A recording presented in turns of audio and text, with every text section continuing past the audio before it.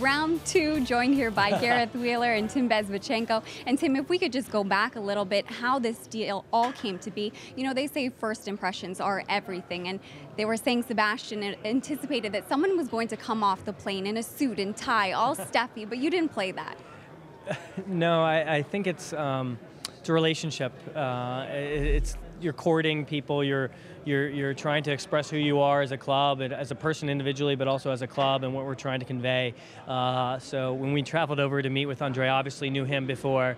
It was going to be relaxed. You know, as players, you know, they're not wearing suits every day, and I knew I was meeting his family at a restaurant, and so it's just part of, you know, getting to know someone, and it worked out. So it's been good. I know Gareth wanted to ask a question as well. Sure, why not? You know, you brought in the team good looking here, so we stepped up. So Tim, obviously there's a process when you're trying to court players, you're trying to recruit players to come to Toronto.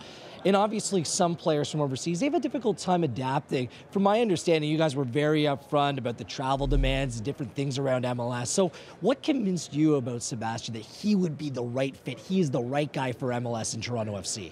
Yeah, for one, it was the way he plays. It's a tough league. Yeah, some people think it's physical. I think it's getting better. I think it's getting more technical with each year. But the player plays with, you know, as he said, you know, intelligence, soccer intelligence.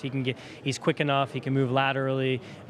He can find the pockets on the field. So for us, this is about making the playoffs and trying to win a championship. It's not about everything off the field that people talked about, especially compared to last year. It's about the player fitting in with his team, with Michael Bradley, complementing with Michael Bradley, with Josie Altidore, and with the other leaders on the team, Joe Bendick, Nick Hagelin, how those pieces fit together. So when we watched him play, we felt like he hit our criteria the most out of anyone. Now, did we think we were going to be able to get him at first? No, we didn't.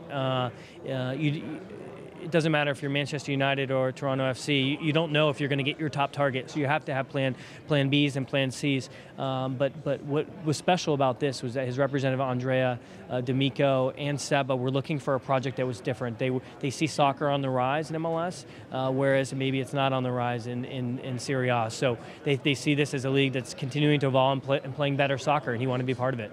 What do you make of the comments that Antonio Conte had made? He said that he supported this move, and he also said that people eventually are going to be elbowing each other to get into Major League Soccer. Yeah, I think he's ahead of the time. I think that Seba's a pioneer. I think Conte's a person who sees what's happening around him, and he's not afraid to speak out and say, this is a great league, it's evolving, it's not going to hurt your chances of making the national team, and I think that's what's different about MLS over the last 2 or 3 years.